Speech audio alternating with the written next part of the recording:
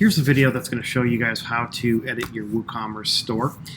From the dashboard on the left hand side, click on WooCommerce. The first thing you're going to see is your orders. The first thing we'll cover is a PayPal order, since you do have PayPal set up as a payment method. Now when you're using PayPal as a payment method, you're going to want to print from PayPal. So when you get a PayPal transaction that comes in, instead of coming here, you're going to want to go to your PayPal account and then use the ship option inside of the transaction, and that will allow you to use your PayPal funds to pay for the shipping label, and it keeps the bulk of the PayPal madness off of WooCommerce. So what we're going to do here is go in Tim's order here. I have marked it completed, and then you can update it as a completed order, because obviously when you fulfill things through PayPal, you don't have to ship from WooCommerce. The next thing we have available to us is coupons. This is something you guys can do if you so choose. It's just a really great way to obviously give your customers some discounts, or if you want to give your VIP people a discount, you can do that as well. It's pretty self-explanatory by clicking on create your first coupon.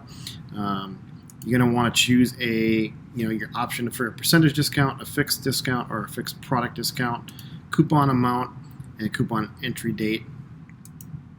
And then you can do the usage restriction for spend a certain amount, maximum, so the coupons don't get too out of control. And you can also set usage limits on the coupons. The reports section is going to give you a pretty in-depth itemized breakdown of what your sales do. Pretty self-explanatory. If you've ever used a sales platform like eBay or Etsy or Reverb or anything like that, they basically break this down into the same day reporting. So once you have orders coming in and you're moving product, this is a great way to track it. It also gives you options on your customers. It's a great graph here that can show where traffic is coming from. Also your stock, if you start obviously having a big number of things, this is a good way to manage it. And then obviously your taxes as well.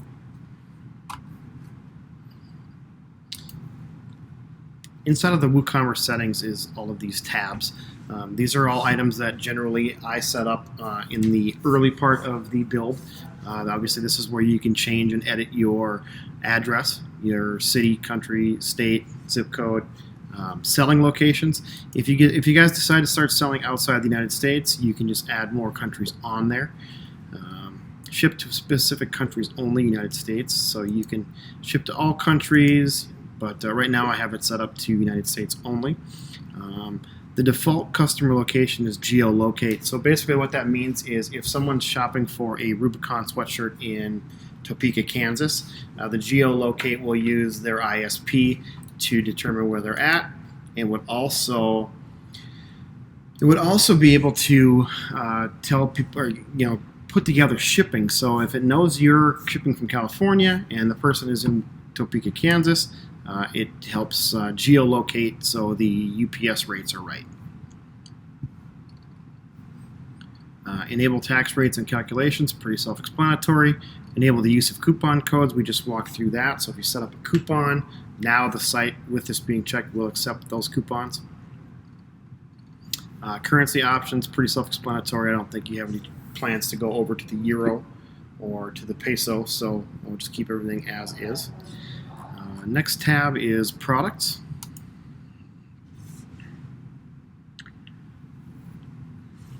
So right now the products are shown on the shop page, which this basically tells WordPress where to send people when they want to click on the shop. This isn't really anything we need to mess with here, because Ajax is a piece of Java code that makes the site work. Placeholder image you don't have to do anything with. Weight and dimensions are set in pounds and inches, of course.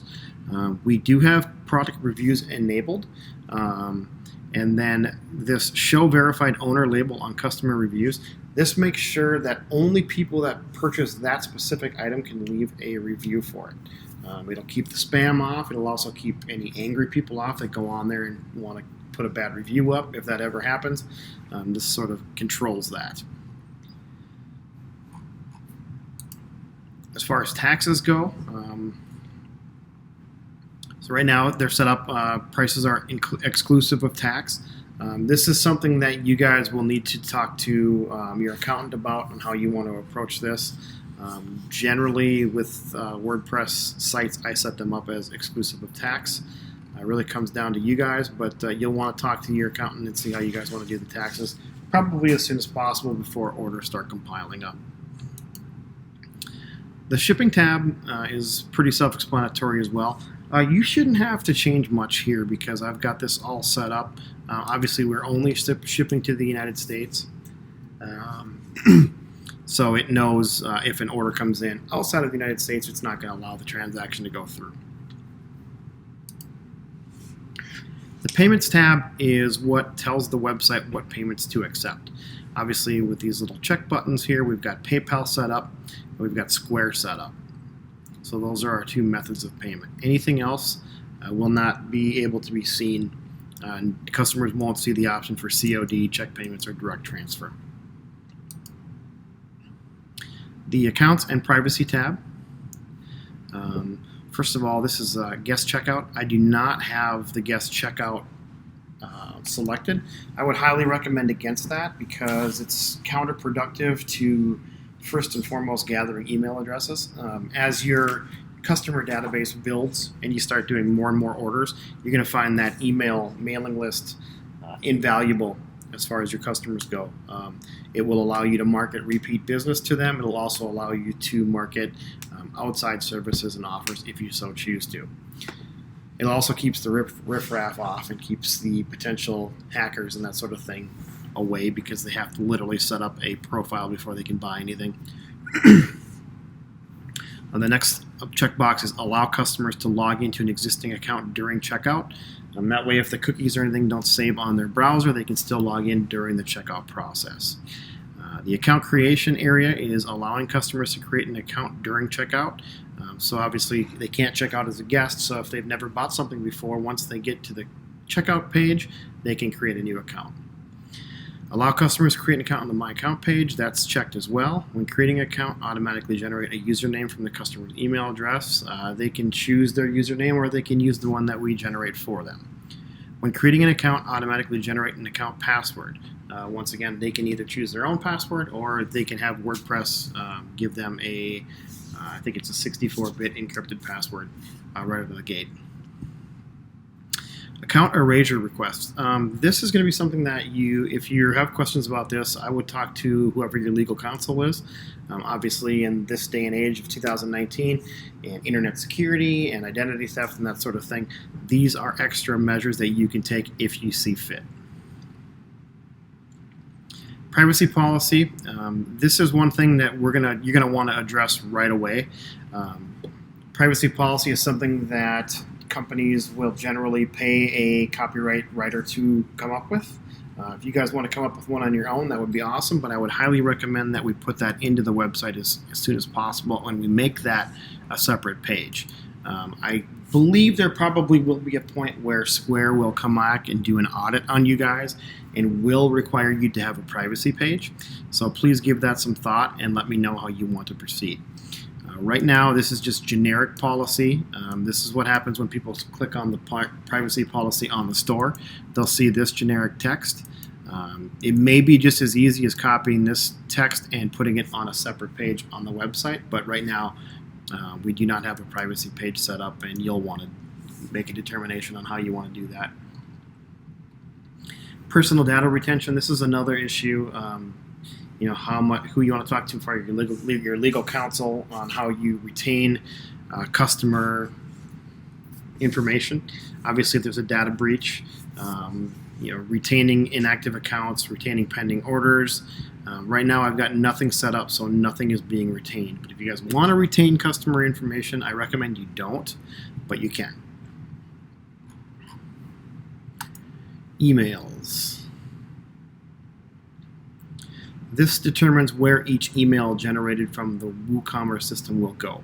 So obviously right now, anything that's a new order, a canceled order, or a fail order goes to orders at Rubicon Trail. The rest of these notifications, like an order on hold, processing, completed, refunded, invoice or details, customer note, reset password, and new account all will go to the customers generated from orders at RubiconTrailFoundation.org. This email template is something we can get into when and if you guys decide to start using email marketing to your customer database. So that's for later. The integration tab. This is how you attach Square. So as long as this disconnect from Square button is there, you know your Square is working. Business location and notification email. Log debug messages. I have that set up on there, so if there's ever a problem with an order, you guys run into something, I can go in there and check the log, and it logs everything we do on here. But that does not include customer information. Synchronization. This is another issue. This is another part of the Square integration, so don't worry about that. Same with the manual sync. Those are all settings that I would highly advise you guys not to mess with. And advanced is just advanced stuff for guys like me who are the webmasters. So over on the left-hand side, we'll go into products. And this is going to be how you manage and or add or delete your products from the store. Obviously, you can see the rundown of all the products here. Clicking on any of these titles will allow you to dive deeper into the edit process. If you want to create, let's say you've got another sweatshirt or another design, I've got an option installed here that we coded called duplicate, and you can actually duplicate any posts without actually going in and making new ones. So it'll carry over the title, the image, the description, the in-stock status, the price, the categories, the tags. I don't use tags. You can use tags if you want to, but that was something that was used by WordPress 5-6 years ago, but the tags option doesn't get used much anymore. So if you want to go into one of the existing products and do an update, either title, text, or featured image, just click on the title. This is going to be roughly the same way as going in and editing a blog. It works on the same software. So here's your title, and then down here is the short description. I don't put anything in this content area. It's not really used for this, so the description here, and then obviously we've got the price here. One critical thing I did want to mention is there is a difference between a simple product and a variable product. A simple product is a shirt like is a product like the shirts that have simple options for sizing. So right now we've got this set up as a simple product. $40, taxable.